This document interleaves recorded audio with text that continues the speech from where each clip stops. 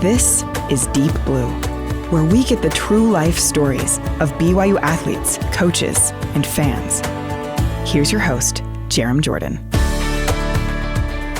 On today's show, I chat with one of the best BYU receivers ever, the guy who teamed up with Zach Wilson for a special 2020 season, overcoming the odds to get a scholarship at BYU and then be drafted, and now he's succeeding as a receiver in the NFL. He is Dax Milne. What's up, Dax? How you doing, man? What's up, Jaron? It's good to be on. Appreciate you having me on. Thanks for being on. Excited to get to know you a little bit better. Okay, what's the origin of your name? Dax, D-A-X. It's a fun name. D-A-X.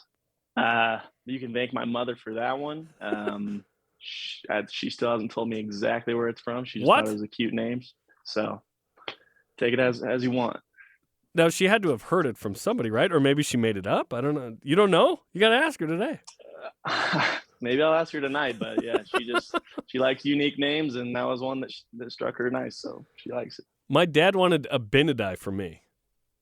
Whoa! I'm glad I got a less. Well, it's a weird name. It's from the Book of Mormon, right? Jarom Jordan. But Abinadi Jordan would have been weird, right? AJ, I guess. I don't know. I think I would have messed with it, and I like it. Okay, we share some similarities. One is South Jordan.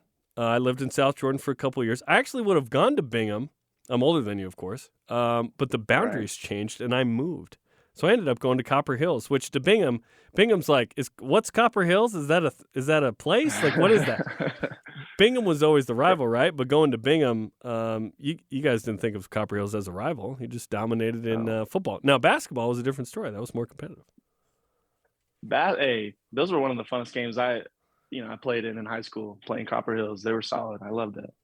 Now, who's the greatest Bingham athlete ever? Because there have been some amazing ones over the years, right? Greatest Bingham athlete ever. Wow. Well, I mean, you got a lot of big names to choose from. You got Starlo Tulele. He's been killing it in the league for a while. Kevin Curtis. Oh, Kevin. For the Eagles for a while. Let's talk about Kevin for a sec. Kevin's brother, Chris, went to my high school. And Kevin's dad was a high counselor in our stake presidency. So I loved Kevin Curtis. When he went to Utah State, I was still a huge Kevin Curtis fan. And I heard that on his mission, he would sleep with a football. And I thought that was so cool. Really? And then he came back to Utah State, and he was amazing. And then I wanted him to get more of a run in the NFL. But Kevin Curtis was like one of the OGs, right? Yeah. I remember I met him just going to camps and stuff throughout my high school career, and he was a really cool guy. Honestly, he made sure to really teach me like some valuable things as far as like football stuff, and so I really respect that guy. If Kevin Curtis played today, he'd be with the Patriots, no doubt. No doubt in my mind. They always have that Absolutely. white slot. Like Britton Covey's going to be there, right? Britton Covey's going to be on the Patriots, like guaranteed. Like Britton might as well just start buying Patriot stuff right now. Just save some time. Okay, other Bingham greats there. Let's see. Then we got Dalton Schultz. He's with the Cowboys, tight end. Mm-hmm. The Roberts back in the day with basketball, Fred and Ken probably. Yes. I don't know as many of the basketball stars. There's been a gajillion. Yeah. Because back in the day, Bingham was the only school out west. So you just gobbled it up, right? Everybody went to Bingham. Yeah, I mean, unfortunately, it's not the same powerhouse it once was, but we had a good run. It was an incredible run. Okay, so do you grow up in South Jordan? Are you like born and raised? I mean, when I was like born all the way till I was 6, I lived in Riverton and then moved to South Jordan, and ever since then been in South Jordan. So played Little League for Bingham, and then obviously all the way throughout high school. So when did you become infatuated with football, and were there other sports in the mix? I was always a big football fan, but I did play basketball and baseball. My dad was a baseball guy. Played in AAA ball, and he got to AAA track and field. Yeah. He played at BYU, right? Yeah. With the Detroit Tigers organization. So that was always Nice. cool for me, looking up to that. But baseball got a little slow for me. I like the fast paced stuff. And so I first became infatuated with football playing flag football. They got me in flag football when I was 7. And it's kind of funny because I didn't really know, not to get physical in flag football. I just, I was watching NFL highlights, LaDainian Tomlinson running the ball and trucking dudes. And so there's videos of me, getting a toss, going to the outside and just lowering my shoulder on some little poor kid. And but I had a great time with that, and so I couldn't wait to play real tackle football, and was fortunate to go my whole Little League career not losing a single game. It was Really? Yeah. It was actually crazy thinking about it now, but that's where I kind of gained my competitive edge and kind of created a habit of winning, Wait, so how old to how old? You never lose. 8 years old to let's see, when you go into high school ball? Like 14 8 or years 15? old to 15, 8 to 15. What in the Never lost a world? game. You never lose.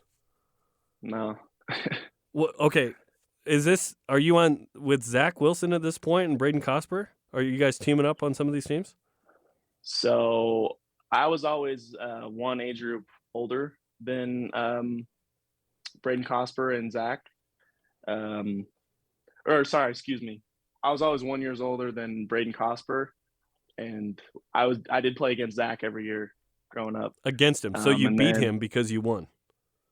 Yes, always beat him. Remember that, everyone. Please remember that. I always beat Zach. And then Zach Z down, I think his last year before high school. And I ended up doing the same. So I got a chance to play with Braden Cosper. That's where I met him and became best friends with him. And then, we never got to play Zach in high school.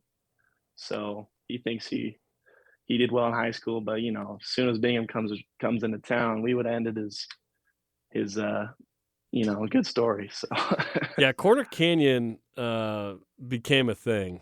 One, it became a high school, right? Right. It's a newer high school, and then two, it just became the hotbed, right? Right. Where kind of Bingham had been that, right?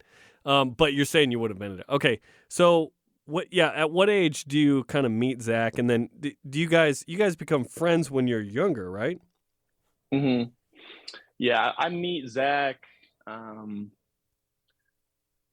Let's see, real soon, like 8 years old, I'm pretty sure. And right away, we're just in every sport we're competing against each other, and so at first we really weren't friends. It was kind of like a mutual respect, always racing each other in track and field, playing each other in basketball, guarding each other, and then in football, he was a quarterback, obviously, and I try to tackle him here and there, but it was fun competing against him, and eventually we started to become friends, and he tried to get me to come to Corner Canyon with him, but I tried to stay true to the minors. Okay, so there was a chance that you could have played for Corner Canyon. We could have started our career together a lot sooner. Yes. Interesting. Why didn't you go?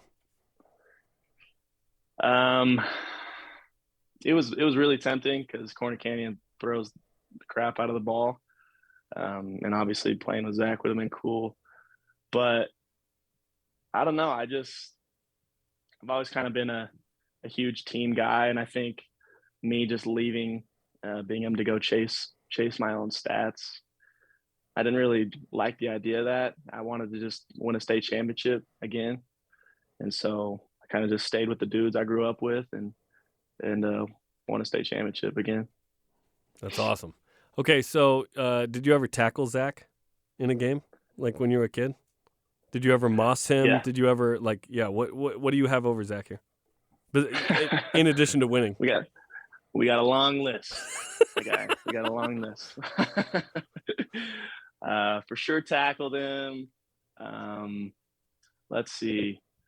I don't believe I ever intercepted the ball. Credit to him. Great thrower from day one. In basketball, I've picked his pocket, scored on him. He's also gone by me. So, went back and forth. Track and field though, always beat him. It was me and him always, burning the other little dudes. But I like was in the 100, what are we ahead. talking about? 100 and 50 and a little 50 meter. So those are fun days. That's awesome, man. That's so cool. Yeah. And we'll explore that relationship a little bit later as it pertains to BYU and whatnot. A little bit later. Right. I want to go back to your dad. So I just pulled up his minor league stats. Do you know what he averaged in the minors? Do you have a guess? Ooh, like within 10%, or like a tenth. Actually, I'll say 50. Let's go within 50 points. I'm gonna say he batted 310. Ooh, I wish it was 310. All levels, 92 to 95, 4 seasons, 225. So he was north of the Mendoza line. He was in AAA for 7 games with Toledo. That's cool. Trenton, AA. Yep, that's awesome. I didn't realize getting into AAA is hard, man. It is. That's big time. Really hard to move up. So I respect what he did. That's awesome. What year were you born? 99. 99. So he finishes in 95. And Dallin, your brother, who worked with us here at BYUtv, what year was he born? How much older is he? He's 3 years older. So he was born 90, like a year after he's out of the minors. Yeah. And it's you. Do you have any other siblings? Mm-hmm. And then one more sibling. She's a younger sister. She's 18. Gotcha. She didn't make the cut in the deep blue shots. She never wants to get involved, apparently. So. Yeah, she wasn't in the video. Which, by the way, you can watch Dax Milne's Deep Blue video. This is the Deep Blue podcast, of course, tying into that idea of human interest on the BYUtv app or social media. Just look it up, Dax Milne Deep Blue. We'll dive into that as well and kind of your mom's story and the journey. Okay, so you're playing sports, you're loving life. At what point are you like, I'm a football player and I'm a receiver? Like when do you identify with those two things? Let's see. Well, like I said, day one playing flag football, I knew I was a football player at heart. But I really loved basketball. If I was, I guess, naturally better at basketball, there was a good chance I would have gone that route. But I was always just a little bit better at football, had a knack for it. Wait, what did you? When do you identify as a receiver? Because you're I'm a football player, but like receiver, there's a certain. Colin Cowherd is whether you like this or not. He says receivers are like sports cars. Kind of, they need a certain something, right? So when are you like, I'm a receiver? Oh yeah. So the interesting part about that is I've always been a running back. You can find my highlights from Little League playing running back on YouTube. But I always was a small dude, very late bloomer, and so that wasn't in the cards for me to be a running back. And so I had to choose something else. And I thought, being a slot receiver was the next best thing. And so, just going into high school was kind of like my first time playing receiver. And then was able to, learn as much as I could, just going to camps and stuff. And gratefully, I have good hands. And so it was just kind of a great fit for me moving forward. It's hard to quantify this, but I want to explore it. Because some things come natural to people in certain areas. Like you said, I always had good hands. Like, how hard did you have to work to be a great receiver? And it's hard to be like, very? Right. But right. Certain things come natural. Other things are like, okay, were you always good at running routes, like precise routes or whatever? Yeah. Yeah. I mean, like anything, to be great at it, you got to work at it. So the parts that I struggled with were, again, just physically. My body was, underdeveloped. I was pretty lerpy. But one thing I did have going for me was I've always been, I don't know, good at deception. I credit a lot of that to basketball too. Just huge part of being a receiver is just being able to trick dudes. It's mind games. So I've always been smart and savvy in that way. And then just really working on the physical part, getting faster, more efficient with my cuts. Yeah, so hands always came natural, but I did work at, kind of making catches that, guys would expect you not to make. What I'm saying. And me and my older brother down, he loves throwing the ball, and so it worked out perfect where we'd go out and he'd just throw me tough balls to catch, and I try to catch them one-handed or over my head or low balls, and I think it all just added up together, give myself the best opportunity to make a name for myself going forward. Making a tough catch is something that you did right away at BYU, which was super cool. You were making, notable catches like USC over the shoulder in 2019, one-handed lefty from Jaron Hall at South Florida. Little did you know, hey, you'd be playing in that stadium eventually, probably against the Buccaneers. Was that a home game or a road game? Did you play in that stadium again? No, we played them at home. It was home. Okay, so eventually you're going to play them on the road, right? And you'll return there, right, where you scored a touchdown. Yeah. That was something that really impressed me because it was like, who is this? Who is this guy? He's making these catches.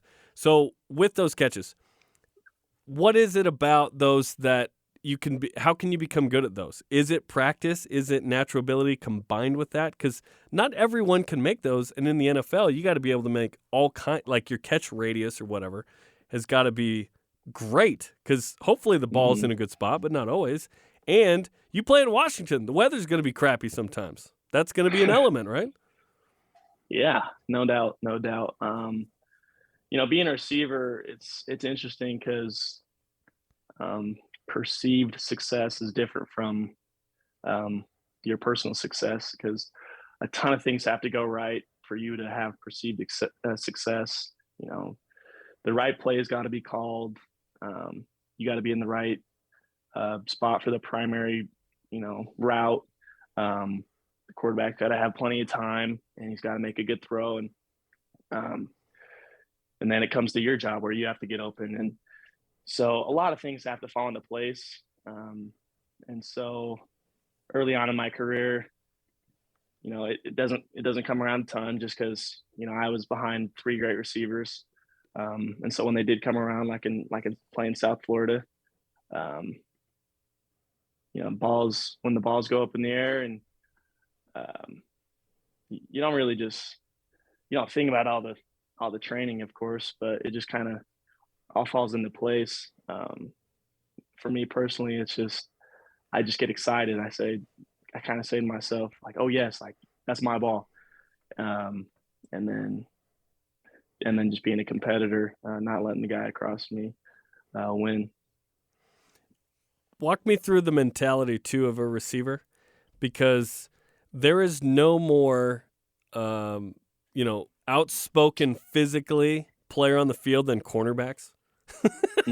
Like if there's an incompletion in any way, they acted like they just scored a touchdown. Like it's the culture, right? Which is hilarious. Right. Yeah. So when you're lining up, and there are probably, I'm assuming that for your career, people have perceived you to be something, and then when you play, you're something way more. Is that probably an accurate assessment, right?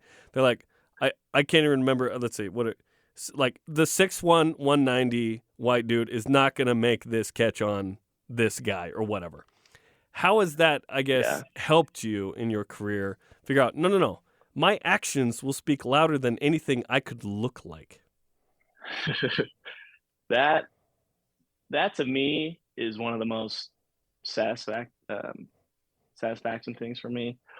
lining up against a dude that just has zero respect for you. Like, you can just tell, just zero respect. And then you go and make a play on them. Corners, they all have to have that little mindset where, way arrogance, and because it's a tough position to play. Yeah. And so I enjoy when guys have that mindset of like, who's this white dude?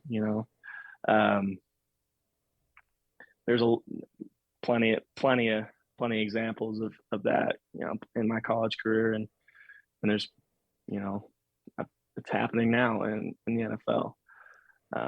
Obviously, I have a little bit more respect because everyone's in the NFL for a reason, but it's fun, man. That's what I enjoy most. Okay, so you're in high school. You're starting to have some success. You're starting to draw some interest. You end up walking on at BYU, and I want to learn exactly what happened in this story.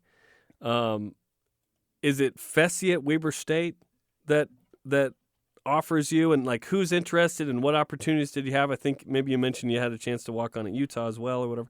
Like, what was the situation for you, and why did you ultimately choose to walk on? Because if you walk on, you really want to be at that place. Like, you could have taken a scholarship at other places. Sure. Yeah. So I had a successful high school career to a degree. Didn't have any Corner Canyon stats, obviously, but still had a solid amount of success. And, Yeah. I mentioned before that me and Braden Cosper were the Bingham duo, and he for sure like surpassed me and all the stats and stuff, and so he ended up getting the scholarship, and very deservedly. He balled out, sophomore, junior, and senior year. And then I was left with just some the military schools showing interest, and that was cool to finally get some recognition. But I knew I didn't really want to do that, and finally Weber started showing interest, and that was exciting. Those coaches up there, great guys, and I enjoyed getting to know them. And Fessy obviously was one of them that I took a liking to, and it was weird just because he came to my house with a Weaver shirt on, trying to recruit me, and then a couple weeks later, he's got a Y on his shirt and trying to get me to go there. So I once I sat down and like really thought about it, I knew inside of me that I could play against the top competition, and I love that BYU had an independent schedule where they'd play all these different schools, and then another part of it was Zach. I knew he was going to be on the come up. I didn't know when he'd get the job, but I knew he would eventually. And you knew he'd be the starter. That's what you're saying.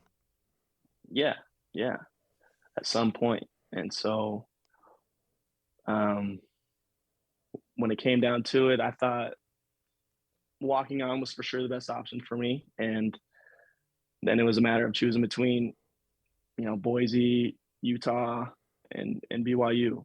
And all as a walk-on? Mm-hmm. And, I was fortunate to have help financially from my parents to do that. And so still grateful to this day for that. Hey, you can pay him back now, yeah. You know what I'm saying? Exactly. That was another big goal for me. Making it to the league is just paying him back. That's awesome. And so, I once thinking about it, it was just a bunch of those things combined to where I was like, yep, BYU's a spot. And I'm just going to go in there and just, give my all, and whatever happens, happens.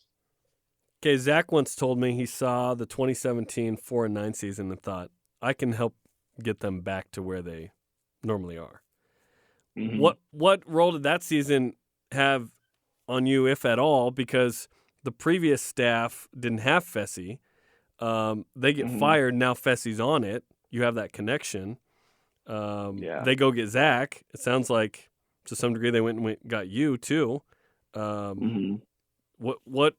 Maybe you didn't care about 2017. But you see BYU kind of struggle. That could easily be like, I don't want to go there. But you went there anyway.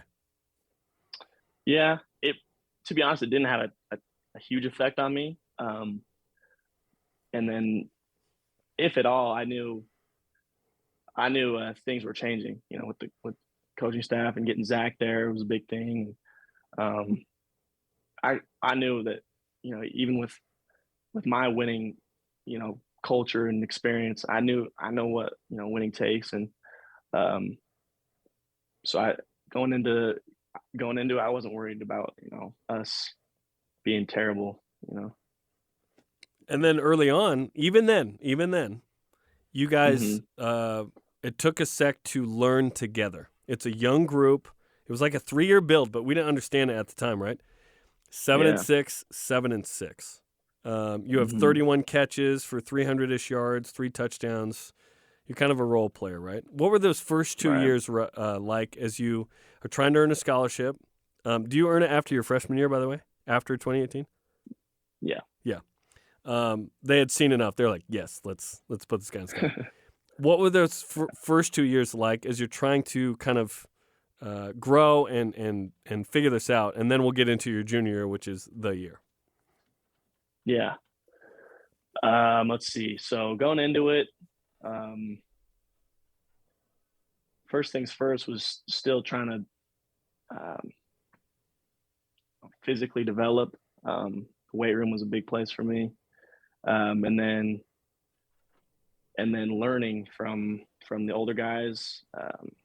It's interesting because the jump from high school to college is so much bigger than the jump from college to the NFL.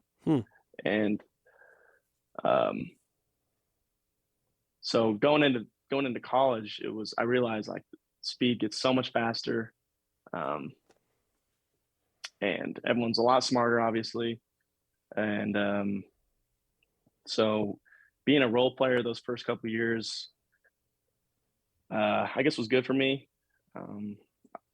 Selfishly, you always, as a receiver, you want more, but I think it was good just learning from those 3 main older guys like Micah Simon, Aleva Hefo, Talon Shumway. And then once it was my turn, I think it was just all about, making the most out of the opportunities given to me, and even just proving to myself that, I could be the, top guy, one of the best receivers in the nation. So I want to go back to kind of going to BYU. Were you shocked that Zach chose BYU?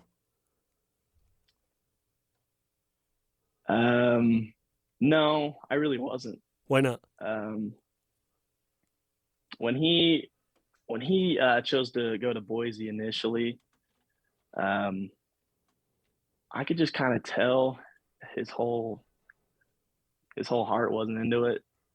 I always knew that he'd want to come back and be closer to home, and as soon as the having A-Rod and Fessy, it was a no-brainer for me when Zach chose to go to BYU. Did he have a relationship with A-Rod as well at Utah going to camps, and then Fessy had offered him at Weber State? What's the story there? I'm not sure if he had a relationship with A-Rod previously. I'd assume so, but it sounded like, I don't know his whole deal with Utah, but it sounded like, they really didn't show much interest at all. So yeah. And then I've said this the last couple of years. I said the cost of getting Zach Wilson and having a 2020 was that 2017 had to be so bad that you fire Ty Detmer. Like, it's a weird deal, and I love Ty. Every BYU fan loves Ty. Like, how do you not love Ty Detmer? You know what I mean? But unfortunately, it didn't work out. But that meant that you got Zach Wilson. So it's this crazy domino effect, and it's sad that it involves Ty in that way. But that was the cost of business, because once you get Zach and once you get you and once you get, Brady Christensen back off a mission, like, you got a real special group there that really comes together in 2020. So, okay, let's go to the spring of 2020. You're in spring ball. You're in the middle of it. COVID hits.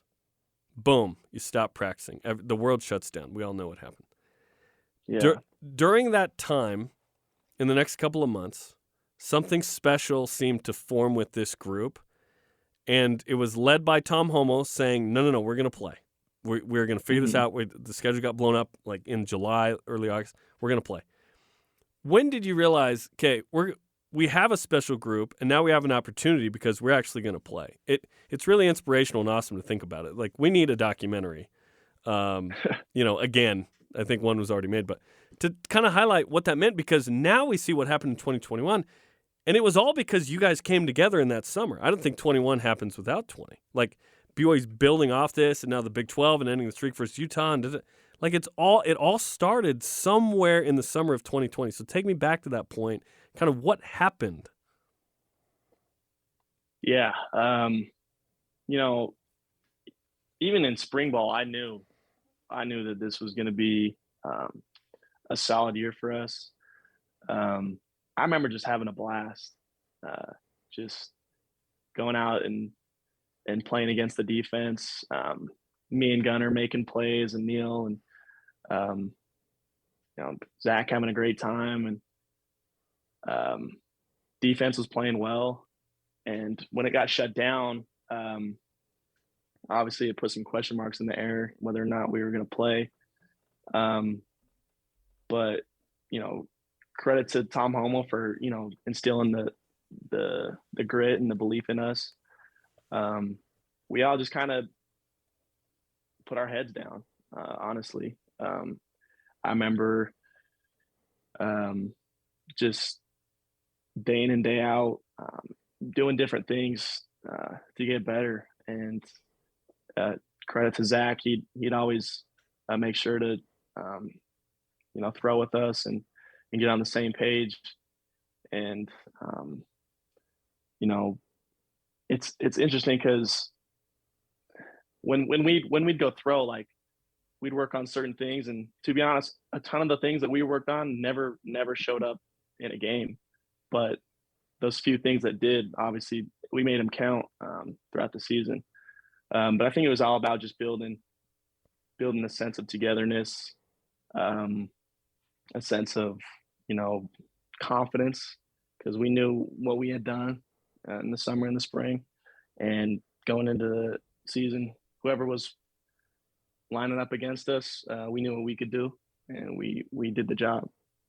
11-1, ranked 11th, just took the nation by storm, crushed Navy to start things, played the schedule you had to play, won all those games, but won, which we'll talk about in a second. Okay, so you go from 285 yards to 1,188. I am trying to find this same kind of growth financially. Like, what can I invest in, right? That's like 5 times the yield. How do you go from 21 catches to 70, 285 yards to 1188, and from 2 to 8? I mean, that was obviously a year that sends you to be an NFL draft pick and now in the NFL. But what was it like to validate all this hard work that you had put in and the talent that you had? Yeah. Man. It was tough kind of just being in the background my first couple of years, because I knew I could go make plays. But, having to wait your turn, it happens everywhere you go in any career. But it was just always having that chip on the shoulder, trying to prove people that this white little receiver can make plays. And so as soon as it was my turn, I just had fun with it, to be honest. I knew what I can do from day one, and finally it was just balls were coming my way, and from all the work in the weight room I've done and getting physically stronger and faster, and I'll just add it up to the making plays and getting those kind of stats. Let's walk through a couple of moments that stick out. Houston, first play from scrimmage, boom, touchdown. What was that like to just right away, bang? Oh man, that game was so fun. That was a crazy game, man. I think people forget. Yeah. With what you guys are down with 2 minutes left in the third or something. Need to make some plays, and you did it. Yeah. Going into that game, it was pretty much the first time we'd seen a solid amount of fans, and we kind of forgot what that felt like. And so off the bat, we were just so energized, just with having people there. And I remember A-Rod saying, "Hey, first play, we're taking a shot." And so I forgot about that because he told us kind of early on. And so when we took the field and everything, they called the play, and I was like, "Oh yeah, we're taking a shot." And so I got that feeling of excitement, just pure adrenaline. And, I love that feeling. And so lining up, looked at the defense, and I knew Zach was going to come my way, and he put a dime on me as usual. Great ball. And when I caught it and I saw my guy fall to the ground, I knew it was a touchdown. And so, and that kind of just obviously set the tone for the rest of that game. And again, it was a blast that whole time, just playing with each other and playing for the fans again. It was good. 78 yards on that play, 9 for 184 and 3 touchdowns. That's your greatest game, right, at BYU? Mm-hmm. It was. It's your greatest game. Okay, Texas State the next week. I believe this is the week where Zach has the throw that's like 60 yards in the air across the field to you or whatever, right? Yeah. And then is that so. you take a bow? Is that play? That is when I took a bow. Yes.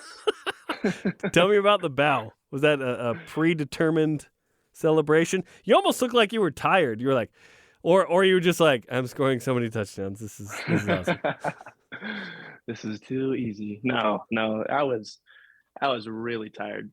We had been, I think we were doing like hurry up, and I'd ran like three, 4, I don't know how many straight streaks or deep routes.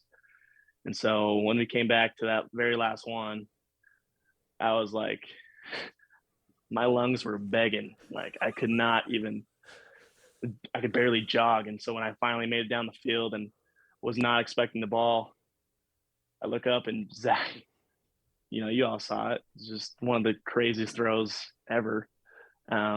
Makes it all the way down to me, catch it and score. And I don't know, it just kind of came to me, just hit a bow. I don't know. I always thought you looked tired, and now I know you were. Yeah. That's so funny. Okay, so you guys are crushing it. You schedule Coastal midweek. It comes down to the last play. Zach goes to you. You reach out. It feels like it's Rams-Titans, right? And you're a yard short. Walk me through that moment. First, just walk me through that play, and then I've got some questions on that. Okay. And by the way, everyone has avoided talking about this. I want to know the emotion, right? We have avoided this because we don't like it. But I think in life you need to talk about things that are inconvenient or sometimes even negative. Here's the one loss, and it came down to the last yard, and it was just crazy play. Sure. So, obviously we needed to score, and we put together a solid drive leading up to that last play. And I remember getting called over to the sideline by Festi, and he said, make sure you're in the end zone. And so obviously I knew the ball was coming to me. And so again, I got that excited feeling like, I'm not losing this game. We're going to win. And I remember running the route, and the guy guarding me was kind of on my outside. And then I looked up and I saw just, 4 guys lined up pretty much right against the goal line. And so I remember thinking, like, there's no way I could run in the end zone across the field and them not get to the ball. So I thought, I'll break a couple yards short, catch it, and, knife right inside. And, caught the ball. Zach put it right on me. And I just felt like I got jumped on the street. It was like 4 guys just smacking me and grabbing me. And then I didn't really realize where I went down. Finally, like, got my bearings and looked up, and I was short of the goal line by 1 yard. And the feeling in my stomach was just awful, man. I hate losing. I've always hated losing, and seeing those guys stand up and celebrate, knowing how close we were and knowing that we just should have won that game. And then I thought back to me, cutting it short a little bit just to try to knife it in. What if I had not done that? And so it was always a thing that just stayed in my mind. And even in these, NFL interviews with coaches, they'd always bring up that play, say, hey, do you think you could have done anything different? So they were aware. They knew. Oh, yeah. Huh. Yeah, they knew. They watched that game and that play for sure. And they always wanted to know what I thought about it. And, I watched it a ton, and honestly, I told them I don't think I could have done anything different. They had a solid defense, and they made a play. So you did what you felt like was best in the moment. That you would have to get some yak in order to get there. Mm-hmm. And it's a tough situation. It really is.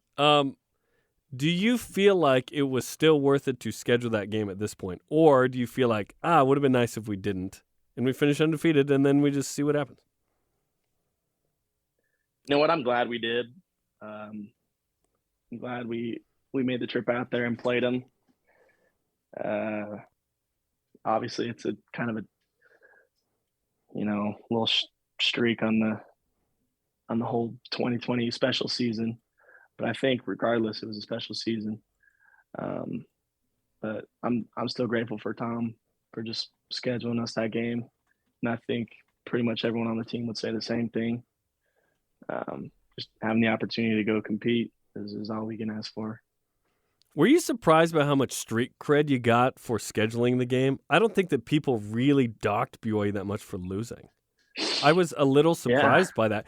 And let's be honest, Coastal Carolina was a good team. It wasn't like they were some slouch. Like, game day was there. They finished top 20.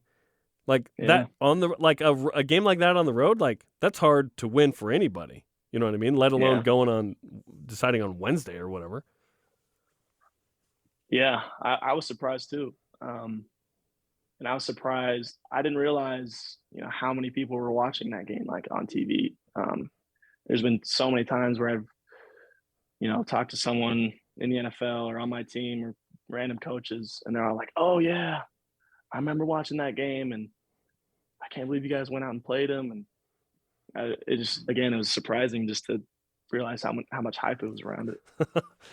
Did you have the same experience that some other people had? They said it was one of the more rough road games from the opposing fans. Absolutely. Yeah, absolutely. I've heard it was tough. Yeah, they sure went at the whole Mormon thing, and I enjoy it. I enjoy when the crowd gets into it, and but for sure one of the top teams and fan bases that were going at us. I need to ask about this too, because I've never asked anyone. I have avoided watching the Zach Wilson being roughed up at the end of the first half play because it roused me up quite a bit. I get pretty emotional about it. I'm wondering, and I guess it was the middle of the play, and there's a run back, so it's that makes sense. But I've just wondered why it took so long, maybe to get to Zach to defend him. Yeah. And maybe that's it. That there's a long run back, and you're looking at the ball, and that's what's going on. But to me, that's one of the worst moments by an opponent against a BYU guy. And BYU's not without sin, and certain, there have been moments where BYU's done so. But Sure. this was bad. And what was it, 94? Like he's on the most wanted list from BYU fans. You know what I mean? Like that was a tough moment there. There was a bounty on his head for sure. But yeah, I think it was like you said. It was Zach was so far back from where the action was. Everyone was worried. Oh, is he gonna intercept it? Oh, he did. And then everyone's watching where he's running, trying to cut him off, and I never even saw Zach, get whatever you want to call it. And then I remember seeing the video, and I was like, wow, where the heck was I? Like, I would have ran out there. In Coastal's defense, they were blocking the only guy. Like when your team has an interception, you're just going to look for the first guy to block, and Zach was the dude. But it was the continued assault where obviously everyone saw it. Don't defend them, Dax. Don't defend them. I mean, you got to a little bit, but it was pretty atrocious. It was rough, and it. I mean, the fact that if BYU wins that game, maybe we forget about it. But True. BYU lose the game, and they're like, I'm looking for reasons to be mad, right? Okay, so you guys bounce back from that. You beat San Diego State, who, by the way, this last year turns out to win like 10 or 11 games, finished top 25. That kind of validates, hey, they have good players, man. You beat UCF, Dylan Gabriel, one of his last games. Now he's going to Oklahoma. What were some of your favorite moments from that year, whether it be on the field or off? Because it was one of the most special seasons in BYU history. It has this unique spot, obviously, due to COVID and due to all the draft picks and Zach at 2 and you and Kyrus and Brady and everybody and Chris. Yeah. There's the 5 draft picks and the free agents. What were some of your favorite moments on or off the field from that year?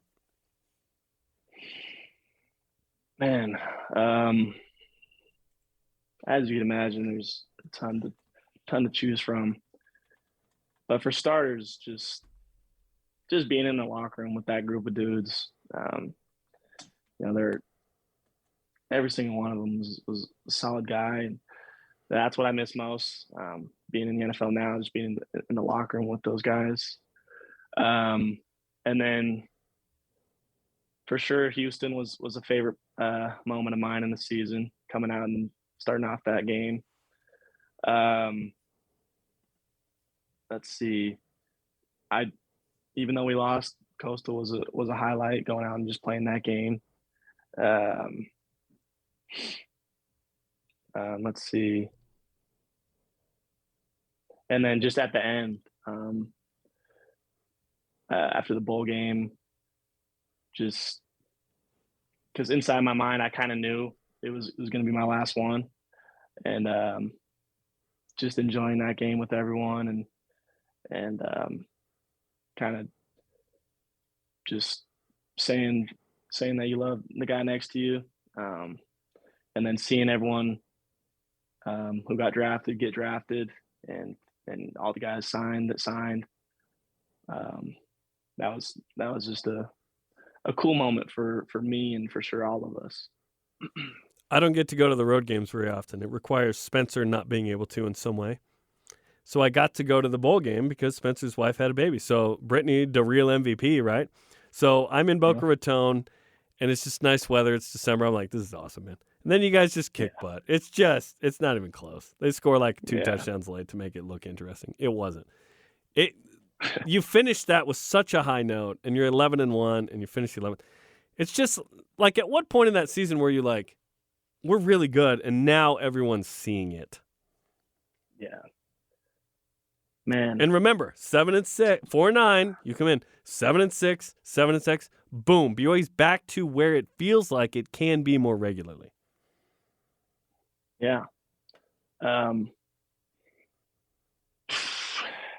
I think it was early on, at least for me, knowing that this team was different and we'd have a different season than previous ones, as long as we just kept doing what brought us success in the first place. But I think for fans, I don't know. I think halfway through, maybe everyone was starting to realize, just week in and week out, kind of making a statement.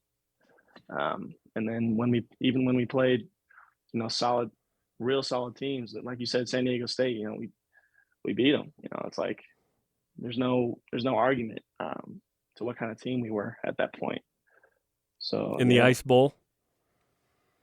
Yeah, that game was crazy. It's December 10th, 12th. It's like 10 degrees out there. You're catching the ball and then hoping you don't just slip on the sidelines, right? Yeah, it wasn't the coldest game I've ever played in, but it was definitely the iciest field I've ever played on. Yeah, and no one's in the stand, so it's like this weird energy, right? Yeah. Did you get used to that ever? Where you're like, all right, whatever. Yeah, I did. First game against Navy, I thought it was going to be the weirdest thing, and then it really wasn't. We just went out there and played. It's kind of surprising. It's like you were playing at Riverton or something. Yeah. All the Riverton people are going to come at you. Hey! It's like playing at Copper Hills. You're like, okay, Copper Hills. Okay, fine. 1 win all time versus Bingham, whatever. Okay, so at what point in that season did you decide, hey, I should probably go to the NFL? And was it strike while the iron's hot opportunity here? Because you look back at 2021, Dax, and there would have been an opportunity there as well, but do you feel like you could have improved your stock much?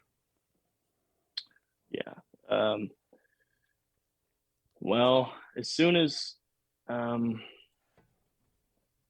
started having, multiple, 100-yard games, and I knew my stats were kind of getting up there, and all of a sudden the agents and scouts are starting to contact, and it was a lot to take in at first. But I didn't really make a whole decision until the very end. I remember, Zach obviously getting way more attention. And he was always saying, like, hey man, like, Lee, like, this agent's hitting me up, and I think I'm gonna do this, and you should come with me. And at first I was like, nah, man, I'm staying the whole year, man. That's all you. NFL's all you right now. And then, kept having solid games. And when it came down to it, it was like you said, like I really reached the peak of my draft stock. Like, me doing this same thing next year wouldn't do much as a 6'1", 190, 195 receiver from BYU. So I figured, well, with this season that we just had, with all the hype around Zach, and why not? Why not go for it and fulfill my dream of playing in the NFL? It's just for sure a bittersweet thing for me, because I hated leaving my teammates, because I had such a great time at BYU and just being around everyone. It's one of my favorite memories that I cherish. Did you feel like you needed to be drafted to validate that decision at all, or did that not matter? Yeah, there was for sure a part of me that thought, hey, if I don't get drafted, like, this is going to be embarrassing, because, I left, and it doesn't validate, what I did in college. And, I always had a lot of confidence that I was going to get drafted. So it was a little scary for me going that late. But when it happened, and I was for sure excited. But I do remember thinking to myself, late in the 7th round, like, you know what? It is what it is. I'm not going to get drafted. I just got to do the same thing I did in college, or, coming from high school to college, just sign somewhere and just go do what I do and turn some heads and make the most of it, any opportunity I get. You were drafted second to last pick, right? Almost Mr. Irrelevant.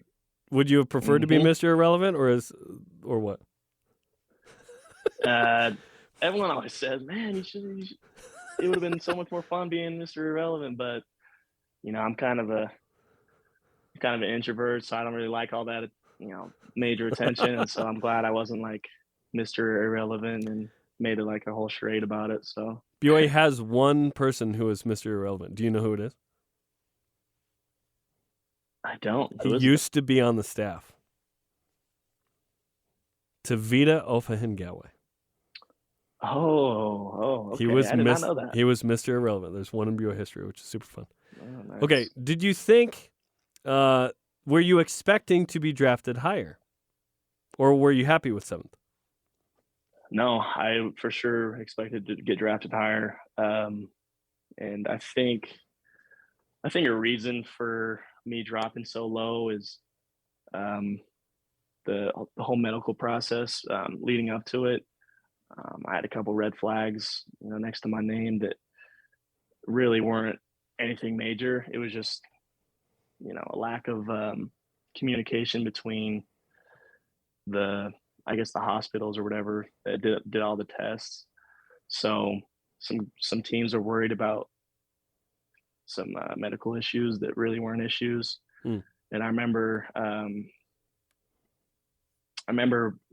halfway through the draft, like early round 4, I think, somewhere around there, I had a coach call me, one of the receivers coaches from Chicago, saying, "Hey, like, are you talking to anyone? Like, how have you not been drafted yet?" And I was like, "Hey, man, I don't know. So what are you telling me? Like, why are you calling me?" He's like, "Oh man, well, I'm not in the room, but I was just so surprised you're not picked yet."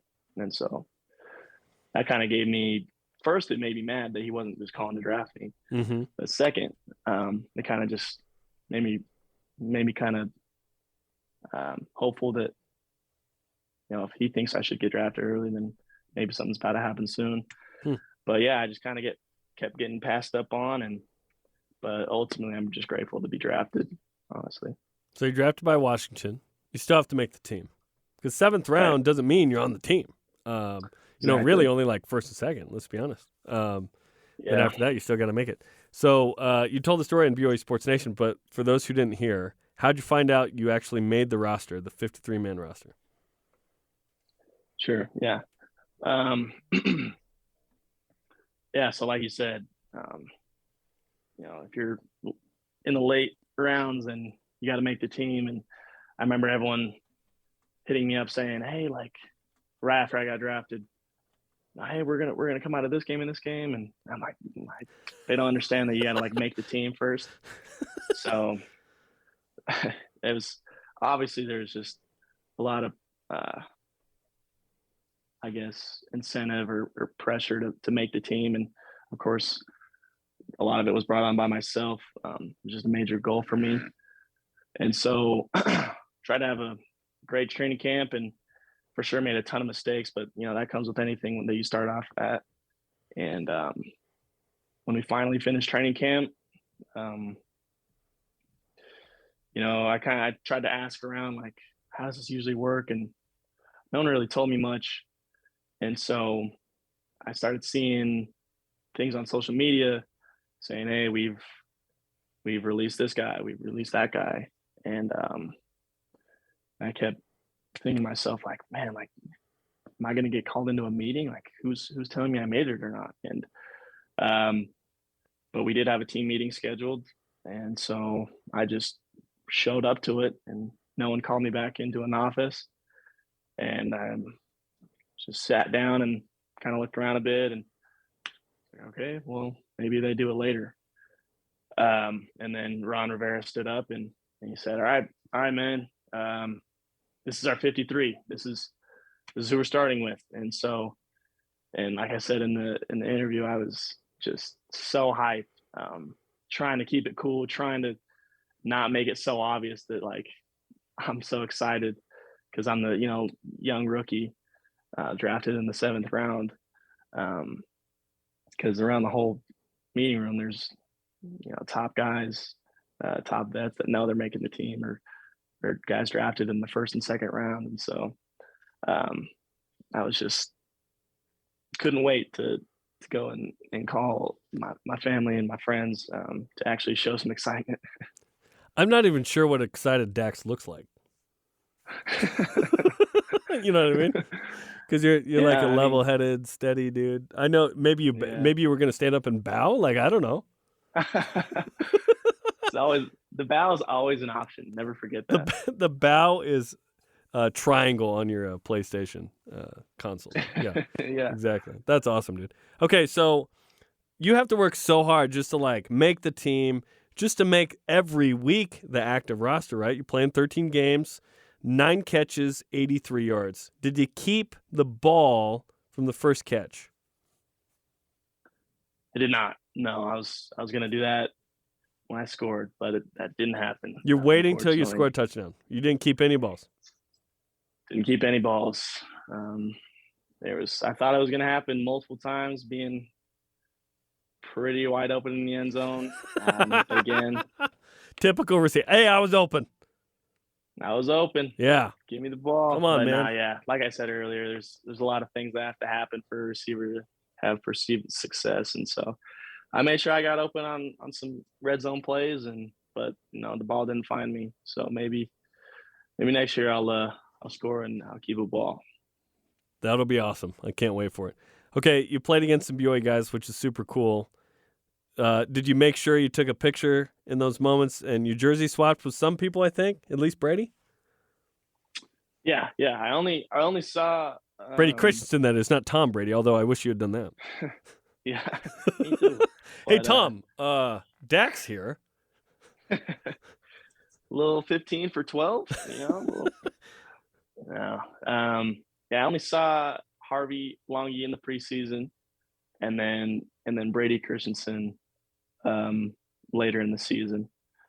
But yeah, I took pictures with both of them. You can find them on my Twitter. But yeah. What's your Twitter handle for those who need to follow you? Twitter handle is just @Dax Milne. Nothing crazy. There weren't 20 Dax Milnes that you had to add a number to? Nope. It's a nice thing about having a weird name, me and you. It is. No one, like @Jarom Jordan. Yeah, it's not taken. There's no one else. Spencer has to do _Linton. Spencer _Linton. There's another dude named Spencer Linton. He played high school basketball in Indiana, and someone did a remake of Black and Yellow, using his name. I'm going to send you the link later. It's hilarious. Anyways, it's nice to have a unique name. Okay, so rookie year in the NFL. You signed this awesome contract. You're making some good dough. What's the first thing you bought? Boy, everyone always says be smart with your money, and for sure I agree, but I had to get a new car because, I drove the same 2005 Mazda 6, from high school all the way into college. And that was hot when I was at BYU around that time. Yeah, that thing was making some weird noises. Didn't have any sound system or anything, and so that was the first thing I did with that rookie money. Got a car. And what'd you get? It's a 2019 Volkswagen Arteon. So nice. I'd never heard of them before until I saw it, and I said, you know what, that's the one. Make sure it has a sound system, and that's all I need. Volkswagen, stick shift or automatic? Automatic. Okay. Do you know how to drive a stick? Dude, don't expose me right now. Kids this age don't know how to drive a stick. I don't drive a stick anymore. I used to. It's super fun to drive a stick. I don't know. Our producer Corbin, you know how to drive a stick? Don't know. Yeah, you guys don't know. It's a different era, Yeah. You can catch a pass in the NFL, but you can't drive a stick, That's funny. No, that's cool, man. That's cool. Okay, so obviously it's like a multi-year contract, but like nothing's guaranteed in the NFL. There's some guaranteed money, but like you still have to fight and earn your way. So what's this sophomore year for you in the NFL going to look like? Yeah, the NFL is kind of a merit-based organization where it's like, what have you done for me lately? And so I'm just looking to have just a solid offseason this year, and go into this next training camp and even OTAs off off the get go, I want to just show the coaches that I'm ready to take a major step and taking on a major role and just help the team win, because I know I can do that as long as I just keep working and keep developing as a player. Because I learned a lot this last year, and I think I'm 5 times the player that I was at BYU. So I think it's just going to be fun to go in and take advantage of opportunities. Is it weird that everyone knows how much you make at your job? Because that's like public info. It's weird, right? Yeah, usually it's like frowned upon to know or talk about people's salary, but yeah, mine's out there. It's weird, right? Just look it up on SpoTrack. Yeah, it's fun. Because I like doing this like career salary with different people. Like, how much money has that guy made? It's like, oh my gosh, So listen, after agent, tithing, and taxes, it's probably 40% of whatever the number is. You know what I'm saying? Oh yeah, but it drops heavily. But so many blessings, Dax. Okay, of course. I've saved the most interesting thing for last year. So when we did a Deep Blue on you, we talked about your mom Jill and having stage 4 cancer, tumor in her colon, and how the impact that had on you. You talked about how you're playing for her. Well, how's she doing now? And how has she affected you in your life? That's a loaded question. Yeah.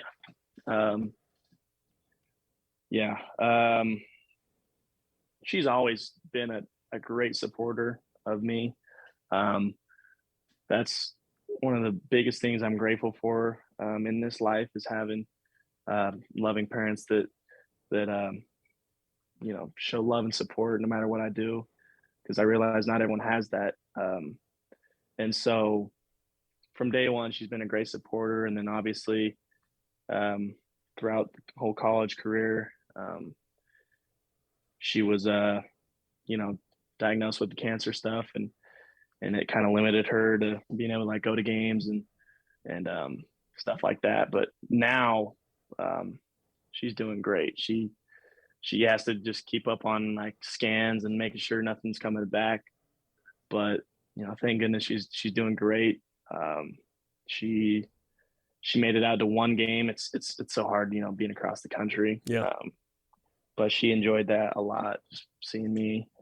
Did you have a catch in that game? I did. It was during the preseason. It was when I had a pretty deep catch. So I was happy to make a play for her. But yeah, just every day pretty much she'd tell me how much she loves me and how much she like hopes to see me on the field and make a catch and stuff like that. And so she's a big part of why I do all this. I want to take care of her and my pops. So it's a big goal of mine, and I'm glad she's doing okay today. That's amazing, and that's great news. I did want to ask you too, maybe the weirdest or most awkward moment you've had where someone was like, "Oh, you're a receiver in the NFL?" Yeah, I think first thing comes to mind. I was at the mall. Okay. In Washington or here? Here in Utah. At the mall buying clothes or whatever, and I go up to the lady at the cash register, and somehow we got talking, and my friend mentioned that I played in the NFL, and she looked at me like I was crazy. Like, what? She said this, quote unquote, "You're a little small to be in the NFL." And I said, You're right. I'm overcoming the odds. You're like, "I'm not a linebacker." Like, she's like, "Are you a kicker?" You're like, "Come on." It was hilarious. That's so funny. There's always times like that. That's awesome, dude. And it gives it gives hope to people of like, listen, it's not, you don't have to win the genetic draft per se. Mm-hmm. Although your dad played in AAA, you know what I mean? Like, there's some athleticism there for sure. But like at 6'1", 195 or whatever you are, that you can work so hard that you can be surrounded by great people that give you a good chance, right? That the Fessies, the Aarons, the Kalanis, the Ron Riveras, that you have a chance to actually check those boxes and live those dreams. Like, it's pretty cool, man. I know Spencer and I are huge fans of you and what you've been able to do at BYU and here. It's just fun to see you thrive, and you've earned that. It's a meritocracy in the NFL. You've earned that, and we're excited to see where this goes, man. Hey, man, that really means a lot, hearing stuff like that. And, you know, you guys have been great throughout my whole career and showing support and love. And everyone, all the fans too, and especially family. You know, there's definitely dark days in the season, you know, wondering, why am I doing this? Can I even do this? Should I quit? And, you know, then it's just stuff like this where you remember that so many people believe in you, and so it all means a lot. So appreciate that. You got it. And is it crazy how hard you have to work for 9 catches? It is. Right? It is, but I'm grateful for whatever, man. It's a dream come true, but it's a lot of hard work for 9 catches, but hopefully it's just laying a foundation for the future. Cooper Kupp, look out, man. Dax Milne's coming for you. Let's go. Yes, sir. The Triple Crown winner. Well, Dax, this has been awesome, man. Thanks for the time, and of course, have a great offseason, and we're excited for the Washington whatevers. You know, by the time this comes out, we know the mascot name. So the Washington, fill in the blanks, are out there. Do you know the name? Do you know the name? Not. Oh, okay. I was going to say, just tell me offline. But even you don't know, so February 2nd, you'll find out. Yeah, okay. Yeah. Well, appreciate the time, man. Thanks so much. Yep, no problem. Good to be on. Thank you. Okay, that'll do it for us. Listen to previous episodes on the BYU Radio app or where podcasts are found. For Dax Milne, Corbin Radford, our producer, I'm Jarom Jordan. You've just listened to Deep Blue on BYU Radio.